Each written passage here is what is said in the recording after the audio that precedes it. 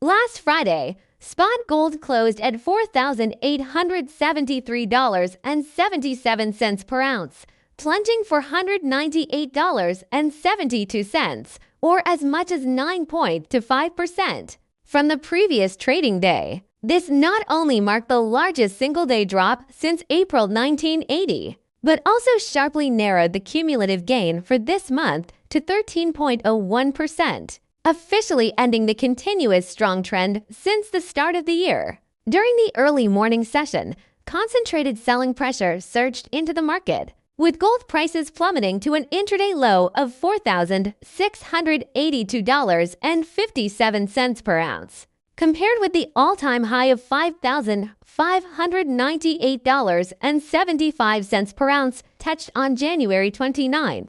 Subsequently, bargain hunting buying and physical demand gradually poured in, providing weak support for gold prices and driving a gradual rebound. The main reason for the sharp drop was the resonance of multiple bearish factors, combined with the concentrated release of structural market pressures. A huge amount of profit-taking orders had accumulated in the market, which inherently had a strong need for a pullback adjustment, lacking only a suitable catalyst. The key catalyst that triggered the market was Trump's nomination of Kevin Warsh, who has a long-standing hawkish stance, as the next Federal Reserve chairperson on January 30th.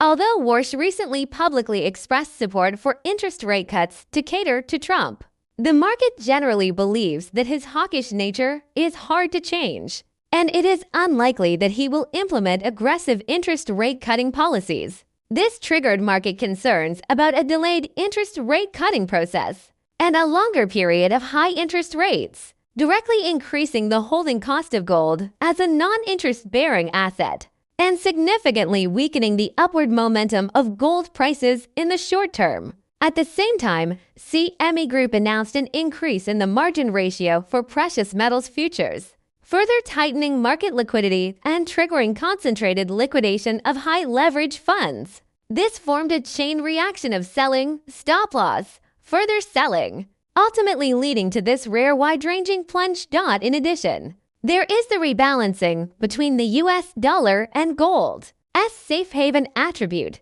boosted by the adjustment of market expectations for Fed policy. The US dollar index rebounded in the short term, further suppressing the performance of gold priced in US dollars, which was also an important driver of the short-term weakness in gold prices. Meanwhile, geopolitical uncertainties such as the escalation of US-South Korea trade frictions, tense situations in the Middle East, and the sovereignty dispute over Greenland have not been eliminated. Gold's safe haven attribute has not disappeared. It has only been overshadowed by the wave of concentrated selling in the short term, and its long-term safe haven and asset allocation values still exist. All content is for reference only and does not constitute any investment advice. If you trade based on this content, you should bear your own profits and losses. Please subscribe, like, and share.